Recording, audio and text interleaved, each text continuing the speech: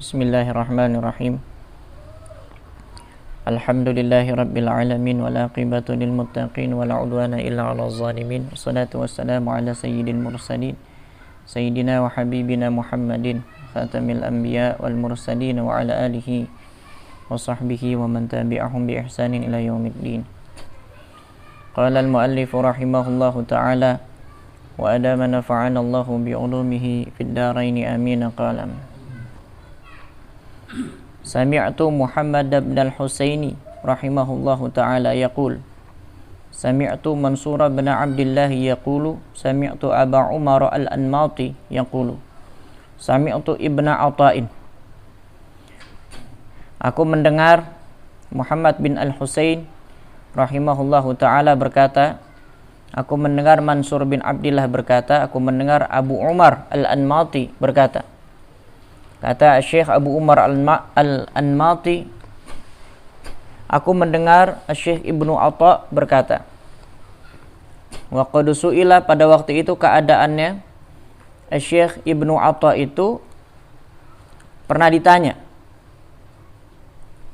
ya, an aqrabi syai'in ila maqtillahi ta'ala, tentang perkara yang paling dekat kepada kemurkaannya Allah Subhanahu wa ta'ala, wal'iyadzu billahi min zalik. Ya, tentang perkara yang paling dekat kepada murkanya Allah Subhanahu wa ta'ala. Maka berkata Syekh Ibnu Atha, ru'yatun nafsi wa ahwaliha, memandang kepada nafsu dan keadaan-keadaan nafsu, maksudnya kebutuhannya. Ya, jadi ketika seseorang sudah mulai melihat kepada nafsunya, ya, dan mulai memandang apa yang dibutuhkan oleh nafsunya, itu dia sudah mulai mendekat kepada murkanya Allah. Nauzubillah. Subhanallah min zalik. Ya, kalau kamu lihat di atas itu kemarin, ma'ubidallahu bi syai'in mithla mukhalafati nafsi wal hawa. Ya, tidaklah Allah Subhanahu wa ta'ala disembah dengan sesuatu yang menyamai penyelisihan terhadap nafsu dan juga keinginannya. Ya, jadi ibadah terbesar kepada Allah adalah menyelisihi nafsu. Kenapa? Karena menyelisihi nafsu itu adalah intinya ibadah. Intinya ibadah adalah menuju Allah. Menuju Allah berarti meninggalkan nafsu. Gitu ya. Kalau kita masih membawa-bawa nafsu dalam ibadah kita, maka tidak ada penyembahan terhadap Allah di situ. Ya. Sebagian besar ibadah yang di dalamnya ada nafsu, maka ibadah itu sia-sia. Ane tanya sama ente, riya asalnya dari nafsu. Hasad, dengki asalnya dari nafsu. Coba pikirin, betul apa enggak?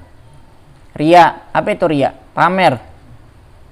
Kamu ingin ibadah kamu dilihat sama orang. Ya, kamu ingin, berarti kamu cari perhatian sama orang. Kenapa kamu cari perhatian sama orang? Ya karena nafsu kamu yang bicara. Ya kan? Siapa yang nyuruh kamu itu? Ya nafsu lah. Kamu hasad, kamu suuzon sama orang. Suuzon karena kamu merasa dirimu lebih baik dari orang, maka jadi suuzon. Lebih benar dari orang lain, maka jadi suuzon. Hasud karena kamu merasa kamu lebih pantas dari dia mendapatkan apa yang ia dapatkan. Baliknya ke kamu lagi kan? Baliknya ke diri kita semuanya. Nafsu. Makanya itu perkara yang paling mendekati kemurkaan Allah adalah ketika kita udah mulai noleh kepada nafsu kita. Kita udah mulai perhatiin dia punya kebutuhan. Hati-hati. Tapi kemudian kata Al-Imam Ibnu Atha, wa asyaddu min dzalika, akan tetapi lebih berat dari yang demikian apa? Mutala'atul a'wadi ala af'aliha. Maksudnya apa tuh? Ya, yaitu tatallu'ul abdi ilal jazai ala a'malihi. Kesadaran seseorang hamba kepada bolehnya daripada amal-amal nafsu. Ya. Jadi ketika kesadaran itu maksudnya pembolehan, persetujuan. Ketika dia sadar, ketika dia sebenarnya dia lihat, ya berarti kan kayak ikrar ya. Dia menyetujui segala amal perbuatan nafsu. Awas, ada amal-amal bentuknya ibadah, tapi itu bukan amaliyah yang benar, tapi itu amaliyah nafsu. Hati-hati. Ngerti ya? Paham tuh? Nah, itu asyad, lebih berat ketika seseorang menyetujui apa yang dimau sama nafsunya.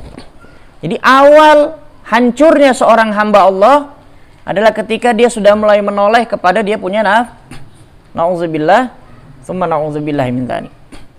Gitu. Nah, lihat, ini ada satu kisah ya. Wa sami'tuhu yaqulu, kemudian aku mendengar beliau berkata. Syekh Ibnu Atha ya. Ya. Sami'tul Husain bin Yahya yaqulu, sami'tu Ja'far bin Nasirin yaqulu, sami'tu Ibrahim al-Khawasi yaqulu. Berarti ini dari Syekh Ibrahim al-Khawasi. Ya, dari Syekh siapa? Ibrahim al-Khawas. Yaqulu berkata. Bercerita ya, Syekh Ibrahim al-Khawas. Siapa yang bercerita tadi? Nah. Kuntu fi Jabalil Lukami. Pernah suatu hari aku berada di satu bukit di daerah Lukam. Lukam itu kalau kamu lihat baldatun bisyami. Nama sebuah tempat, nama sebuah kampung di Syam. Syam itu Syria, Palestina sana tuh ya. Daerah dingin. Ya. Kemudian kata Syekh Ibrahim Al-Khawas, fara'aitu rummanan fashtahaituhu. Kemudian aku melihat ada sebuah delima. Ya, ada sebuah delima, rumman. Ya. Fashtahaituhu. Kemudian aku menginginkan delima tersebut. Wah, kayaknya delimanya enak nih. Ada pohon delima ya ceritanya. Di bukit itu ada pohon delima. Lihat, wah, ada delima. Pengen ngerti nggak? Fadanautu minhu, maka aku dekati itu delima. Fa akhadhtu minhu wahidatan. Kemudian aku petik satu. Ya, aku petik satu. Saya nggak artikan perkata ya, terlalu lama nanti. Ya. Fasyaqaqtuha, kemudian aku belah itu delima. Fawajadtuha hamidatan. Kemudian aku makan dan aku jumpai ternyata rasa delima tersebut hamidah, asam. Masih asam. Mungkin masih belum terlalu matang kali ya. Dia makan ternyata masih asam nih, gitu ya. Ngerti nggak? Famadaitu wa taraktu rummana. Maka aku berjalan, melanjutkan perjalananku, kemudian aku buang itu delima karena masih asam ya, nggak enak ya, dibuang. Paham tuh? Nah, kemudian jalan terus nih Syekh Ibrahim Al-Khawas. Nggak lama kemudian fara'aitu rajulan matruhan. Ya, aku menjumpai ada seorang laki-laki yang memakai selimut menutupi tubuhnya. Ya. Tapi qad ijtama'a alaihi zanabiru. Tapi dalam keadaan berkumpul ya pada tubuh laki-laki tersebut az-zanabir, tawon. Tahu tawon? Tawon beda sama lebah. Kalau lebah itu yang kalau buat sarang itu ngumpulin. Nah, kalau yang tawon itu yang sarang dari tanah itu, yang kemarin kita bakar tuh namanya tawon. Nama lainnya tabuhan. Bahasa Arab itu zanabir. Ya. Tiba-tiba Syekh Ibrahim Al-Khawas melihat ada seorang yang pakai selimut terus dikerubungin tawon badannya. Ngerti ya? Fakultu, maka aku berkata, kata Syekh Ibrahim, Assalamu alayka. Ya, faqala, maka menjawab itu laki-laki, wa alaikassalamu ya Ibrahimu. Tiba-tiba ditahu namanya. Ya, ini laki-laki tadi kerubungin tawon. Syekh Ibrahim mengatakan Assalamu alayka. Tiba-tiba membalas salamnya Syekh Ibrahim, ini laki-laki yang enggak dikenal tadi. Wa alaikassalam ya Ibrahim. Loh, tahu. Faqultu lahu, maka aku bertanya kepadanya, wa kaifa araftani? Ya, bagaimana bisa kamu kenal sama saya? Oh, kamu bisa kenal sama saya. Faqala, maka berkata ini laki-laki yang dirubung tawon, ya, man arafallaha, ya, man arafallaha ta'ala la yukhfa alaihi syai'un. Barang siapa yang sudah kenal kepada Allah, maka tidak akan tersembunyi baginya sesuatu apapun. Berarti siapa sih orang ini? Berarti beliau sama saja mengatakan beliau adalah orang yang arif billah, ngaku-ngaku. Ya, berarti siapa sih? Ya, waliun min auliyaillah, seorang wali ternyata. Ya. Kenapa? Ini bukan riya, bukan. Karena beliau berkata seperti ini kepada Syekh Ibrahim yang ini juga merupakan seorang soleh. Ngerti nggak? Ngaku secara tidak langsung, ngerti nggak? Ya, kalau orang yang sudah kenal kepada Allah, maka tidak ada suatu pun yang tersembunyi baginya. Ya apalagi cuman sekedar sebuah nama, ya. Ya, kalau cuma nama mah ya orang apa aja nggak ada yang tersembunyi, apalagi cuma nama. Paham tuh? Nah, berarti seorang wali nih ya. Tapi kemudian fakultu, maka aku berkata lagi, kata Syekh Ibrahim, aralaka halan ma'allahi ta'ala. Ya, aku melihat bagimu itu ada satu kesempatan di hadapan Allah Subhanahu wa ta'ala. Ya, kamu tuh punya satu kesempatan di hadapan Allah. Ya, falau sa'altahu, seandainya kamu mau berdoa kepada Allah, seandainya kamu mau meminta kepada Allah, ya, ayyahmiyaka wa yaqiyakal adza min hadhihi dzanabiri, seandainya kamu minta sama Allah agar Allah Ta'ala jaga kamu, lindungi kamu dari keburukan yang ditimbulkan oleh ini tawon-tawon. Kan bisa aja ya, tapi diem baik, gak doa. Jadi kata Syekh Ibrahim, ya, aneh lihat ente kayaknya sebenarnya ente punya kesempatan. Kesempatan apa? Ente sebenarnya bisa doa sama Allah. Seandainya ente mau doa sama Allah, Allah Ta'ala pasti akan hilangkan itu keburukan daripada tawon-tawon yang ngerubungin ente itu. Gitu, ngerti kan? Nah, faqala, maka menjawab ini wali tadi ini, wa ana aralaka halan ma'allahi ta'ala, saya juga lihat kamu punya satu kesempatan di hadapan Allah. Ingat nggak? Ente juga lihat ente punya satu kesempatan di hadapan Allah. Kata wali ini, falau sa'altahu, ya, seandainya kamu mau meminta kepada Allah, ayyaqiyaka, agar Allah Ta'ala mau melindungi kamu, syahwatar rumani, daripada dorongan keinginan nafsu untuk makan buah delima tadi. Ketahuan. Allahu Akbar. Ngerti nggak? Ya. Anda juga lihat ente punya kesempatan sebenarnya sama Allah. Apa itu? Seandainya tadi ente mau minta sama Allah, ente mau berdoa agar Allah Ta'ala lindungi kamu daripada dorongan nafsumu untuk metik tuh buah delima tadi. Syahwah. Ya, ngerti nggak? Dibalik gitu. Maksudnya apa? Dijelasin nama walinya, nama sang wali tersebut. Fa inna ladghar rumani yajidul insanu alamahu fil akhirati. Karena keburukan yang ditimbulkan oleh syahwat terhadap buah delima tadi itu, ya, yajidul insanu alamahu, ya, akan menjumpai oleh manusia kepedihannya fil akhirati, di akhirat. Ini bukan makan buah delima yang dosa ya. Delima kan halal. Ya, ada delima haram. Ya kalau delima curian ya, kalau ini kan kagak. Bukan. Ya, ini kan delima yang ada di bukit, ya, bukan punya siapa-siapa. Ya halal lah dipetik. Betul kan? Naam. Terus berarti yang dosa apanya? Syahwatnya. Ya, syahwatnya. Ya. Kepedihan yang ditimbulkan oleh syahwat itu akan membuat seseorang dihukum di akhirat nanti. Paham tuh? Nah, syahwatnya yang nggak boleh, syahwatnya. Makanya keluar mandi wajib, pipis wudu. Ngerti nggak? Kenapa? Ya, keluar mandi ada syahwat. Kalau ente buang air kecil ada syahwat? Syahwatnya yang nggak boleh. Paham tuh? Wa hadza minal halal. Ini syahwat dari yang halal. Ente tahu ya?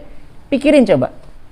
Ini yang nggak boleh, ini syahwat yang ditimbulkan dari barang halal. Gimana kalau syahwat yang ditimbulin dari yang haram? Pikirin. Ini aja ya, buat seorang hamba Allah, syahwat dari yang halal aja bisa ngancurin dia. Gimana kalau syahwat yang ditimbulin dari yang haram? Ngelihat cewek contoh, itu udah jelas nggak boleh. Ya, ini makan buah delima boleh nggak? Syahwatnya nggak boleh. Kalau ngelihat cewek boleh nggak? Yang bukan mahram, nggak boleh. Apalagi syahwatnya. Udah dua perkara ngancurin kita itu. Tuh, ngerti nggak? Ini makan buah delima halal, halal apa haram? Halal. Yang nggak boleh syahwatnya. Ngerti nggak? Gimana kalau tadi double? Hati-hati nih. Makanya lihat, ulama kalau ngomong nafsu, masalah nafsu di kitab-kitab, pasti yang dibahas makan. Tapi kalau kita orang awam bilang, tuh orang nafsunya gede, yang kita maksud apanya? Kemaluannya. Nafsu kemaluan, betul nggak? Kalau ulama nggak noleh ke situ. Ya. Tapi ulama perhatiin kalau masalah syahwat dimakan. Kenapa coba? Di makanan, kenapa? Karena kebanyakan kalau masalah makan kita nggak bilang itu syahwat, betul nggak? Kita nggak nganggap orang yang banyak makan gede nafsunya, betul nggak? Yang kita bilang gede nafsunya, yang pengen kawin melulu kan? Tapi kalau ada orang rakus makan melulu, kita bilang nggak dia syahwatnya gede? Enggak. Salah padahal itu salah. Maksudnya salah di mana Pak? Berarti kalau orang yang mau kawin mulu syahwatnya nggak gede? Bukan. Kita konsen. Kalau masalah makan aja kita bisa tahan, insya Allah masalah kemaluan bisa kita tahan. Itu maksudnya. Makanya kalau ulama konsennya di makan. Makanya untuk nundukin hawa nafsu, Allah Ta'ala suruh kita jangan makan. Betul nggak? Iya. Coba tahan makan. Mumpung nih masih nyisa Ramadan berapa hari. Tahan makan. Kamu buat lapar, kamu punya perut. Coba. Ini saya nggak ngomong diet nih. Saya nggak ngomong gituan. Ya. Soalnya kalau diet masih bisa kenyang. Kamu kumpulin kentang 3 biji. Kamu hitung kalorinya 1, 2, 3. Ya. Oh kalorinya masih kecil. Kamu makan 3-3 nih. Masih kenyang. Tapi tetap turun berat badan kamu. Masih bisa. Gitu apa enggak? Itu diet. Tapi kalau nahan syahwat, walaupun ini kalorinya kecil, tetap aja kamu ambil 1. Ngerti nggak? Karena yang kedua dan ketiga syahwat. Itu. Cobain. Ya, tahan. Ya, latihan. Dimakan dulu, makan. Jangan terlalu banyak makan. Kalau kamu sudah menginginkan sesuatu, tahan. Kalau kira-kira kamu makan itu kamu nggak bisa tahan, jangan makan. Ini pakai akal juga ya, jangan tiba-tiba kamu kelaparan, gitu ya Pak nih. Ya, saya suruh nggak boleh makan Pak, makanya jangan gitu. Kita dikasih akal, Kita merangin syahwat kita harus pakai siasah, harus ada siasatnya. Kalau enggak ya tepar juga kita, betul apa enggak? Terawih nggak kuat, ngaji nggak kuat, kenapa? Kelaparan. Itu namanya bodoh juga. Untuk saat ini atur, cukup saja. Ya, ngerti ya? Cukupkan. Makanya kalau makan dikit. Udah yang ada di piring udah, jangan ngambil lagi. Biasanya kalau kita makan yang ada di piring aja gak kenyang kan? Pasti pengen nambah. Jangan, tahan. Dan kalau makan satu macam aja, jangan semua makanan kamu kumpulin di piring kamu itu. Ya. Apalagi sampai ada ikan, daging, ayam, ada telurnya. Ayam sama telur ketemu di piring. Benar apa enggak? Ya? Iya. Ayam sama telur ketemu, ada ikan lagi. Darat laut ketemu di piring. Benar apa enggak? Ada sayur belum lagi. Kerupuk atas sampai belum. Aduh. Ya, tercela. Syahwatnya yang tercela. Ya, tapi kan itu boleh Pak, halal. Bapak jangan mengharamkan yang Allah halalkan gitu. Loh. Yang aneh larang syahwatnya. Bukan kerupuk. Ngerti apa enggak? Iya. Ngerti ini ya? Nih. diterima dengan akal. Paham tuh? Jangan terima pakai syahwat kamu lagi. Ya. Kalau lagi ngaji pakai syahwat juga, repot. Kalau nafsu juga yang digedein, repot nih. Semua pasti ditolak sama kamu. Betul nggak? Nih, kata yang ngomong Nabi Muhammad SAW juga ditolak kalau orang pakai nafsu. Betul? Iya. Ya itu orang-orang musyrik. Orang-orang munafik. Ya. Ngerti nih ya? Ngerti. Oke. Udah tuh. Nah, waladghaz zanabiri yajidu alamahu fid dunya. Sedangkan keburukan yang ditimbulkan oleh zanabir, tawon-tawon itu, yajidu alamahu, seorang hamba hanya menjumpainya fid dunya saja. Seorang hamba hanya menjumpai kepedihannya di dunia aja, di akhirat mah ora. Kesengat tawon. Sakit kan? Ya, cuman di dunia aja. Tapi kalau kepedihannya syahwat, tarlo di akhirat. Kalau di dunia mah enak, betul apa enggak? Nurutin syahwat di dunia mah kagak ada yang kagak enak nurutin syahwat mah. Nama juga nurutin syahwat. Betul? Nih. Apalagi kalau ada berbau-bau kemaluan. Wah, kagak ada yang kagak enak. Nih. Ya kan? Mau halal kayak mau haram, libas semua. Semuanya enak. Awas. Ya. Ngerti? Nah. Fataraktuhu wa madaitu. Itu. Ya. Nah, itu ada satu kisah panjang, nanti kamu baca sendiri ya. Baca ya, dibaca ya. Ya, soalnya kalau saya baca itu kayaknya panjang sekali itu ya. Yaitu intinya ya, ada seseorang yang sebenarnya orang itu ya, namanya Ibrahim juga. Ibrahim bin Syaiban. Ya, beliau itu seorang yang zuhud juga sebenarnya.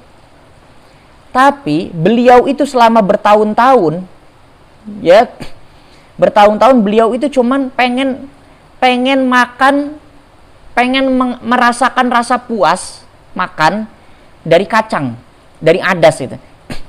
Adas itu satu jenis daripada kacang-kacangan. Adas. Ya. Dia cuman pengen ngerasain kenyang, pengen puas gitu dari ada satu jenis makanan tuh namanya adas. Sampai suatu saat, ini ringkas cerita ya, sampai suatu saat beliau itu ketemu dah tuh.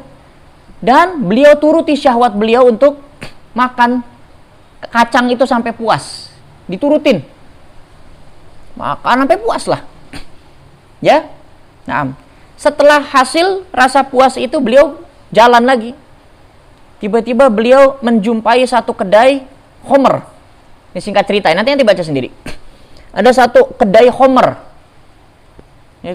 Akhirnya beliau merasa punya tanggung jawab untuk nahi mungkar. Betul nggak? Akhirnya, wah, saya harus nahi mungkar nih. Masuk ke kedai khamr. Ngerti nggak? Tahu apa yang beliau lakukan? Ya, seperti apa yang dilakukan sama FPI. Apain? Ditumpah-tumpahin tuh bejana isi khamr semuanya. Tumpahin, berang banget. Ditumpahin. Yang punya kedai masih diem aja awalnya. Karena nyangka, wah ini kayaknya kaki tangan pemerintah nih. Polisi dah. Polisi. Kayaknya kaki tangan pemerintah nih. Ya nggak berani. Ketahuan saya lagi jual khamr. Ngerti apa nggak? Tumpah-tumpahin. Lah, pas ketahuan ini nggak taunya ini bukan siapa-siapa. Polisi bukan. Tentara bukan. Dibawa malah ke apa namanya? Ke yang berwajib. Ke pihak berwajib, maksudnya ke polisi malah. Ya, akhirnya apa? Ya, singkat cerita, ya mungkin karena si yang bawa ini nggak bilang ini adalah dia jual khamr dan lain sebagainya. Akhirnya apa? Diperintahkan tuh pemerintah, ya udah kalau gitu hukum dia dengan cara pukul dia dengan 200 kali pukulan tapi pakai kayu. Jadi dipukul ya 200 kali pukulan pakai kayu. 200 kali pukulan. Hatta pelan. Kelojotan juga kita mau pelan juga kalau 200 kali mah. Betul apa enggak? 200 kali pukulan. Dan setelah itu dijebloskan ke penjara. Sampai akhirnya gurunya datang. Siapa? Namanya Abu Abdillah Al-Maghribi. Gurunya datang. Terus ditebus. Ngerti nggak? Ditebus muridnya. Pas ngelihat muridnya memar-memar gitu kan, ya udah memar-memar ada di penjara lagi. Ditanya, "Ish fa'alt?" Ya, ayu syai'in tuh, ish. Ya, Ayu syai'in ish fa'alt. Ya. Apa yang ente lakuin? Ngapain sih ente emang? Ya. Dijawab sama muridnya, syu'bata adasin wa mi'atai khashbatin. Gitu. Saya makan kacang sampai kenyang, balesannya 200 kali pukulan Tuan Guru. Kata murid. Itu emang ente ngapain sih? Ya, sampai ente bonyok begitu ngapain ente? Kata gurunya.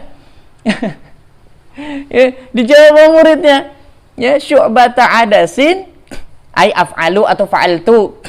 Syu'bata adasin wa mi'atai khashbatin. Ya. Saya cuman makan sampai kenyang, saya makan kacang sampai kenyang, balesannya 200 kali pukulan pakai kayu. Ya, apa kata gurunya? Gurunya enggak protes. Najauta majanan. Najauta, selamat kamu muridku. Selamat. Tapi majanan lihat di bawahnya. Kamu selamat dalam keadaan majjan. Majjan itu apa? Bila uqubatin fil akhirah, tanpa ada balasan lagi nanti di akhirat. Ba'da hadzil uqubatid dunyawiyah, setelah kamu terima ini hukuman di dunia. Tuh. Ya, 200 kali pukulan pakai kayu sampai bonyok. Itulah balasannya syahwat makan sampai kenyang. Allahu akbar. Ya. Jangan kenyang-kenyang makanya makanlah. Ya, boleh kenyang. Boleh enggak kenyang? Boleh. Seperti hadis kemarin. Yang sahabat siapa? Abu Hurairah ya. Ya. Ya kan? Sahabat Abu Hurairah kan? Betul kan? Yang diajak untuk ngejamu ashabus sufa, ya. Kemudian sahabat Abu Hurairah yang terakhir tersisa. Ya kan? Ya kan? Baqitu ana wa anta. Sabda Nabi kita kan? Sallallahu alaihi wasallam. Sekarang tersisa aneh sama ente nih. Susunya tinggal dikit. Dan enggak? Minum deh duluan. Minum. Enggak habis-habis kan? Minum lagi. Minum. Minum lagi. Minum. Itu dalilnya kalau ente lihat di syarahnya, itu dalil bahwasanya boleh minum atau makan sampai kenyang. Karena sampai sahabat Abu Hurairah bilang, saya tidak lagi jumpai jalan untuk masuk ke susu ini ke dalam tubuh saya, wahai Rasulullah sallallahu alaihi wasallam. Betul kan? Itu dalil. Boleh. Cuman di situ dibilang ya sama tuan pensyarahnya, tapi yang enggak boleh adalah menjadikan kenyang itu sebagai adat. Tiap hari kenyang enggak boleh. Kenyang sekali 2 kali boleh. Ya, tapi kalau tiap hari ya namanya kebo, ngerti nggak? Namanya apa? Kebo. Itu namanya cuma nurutin hawa nafsu saja. Ngerti anak-anak? Ya, syu'bata adasin wa mi'atai khasyabatin.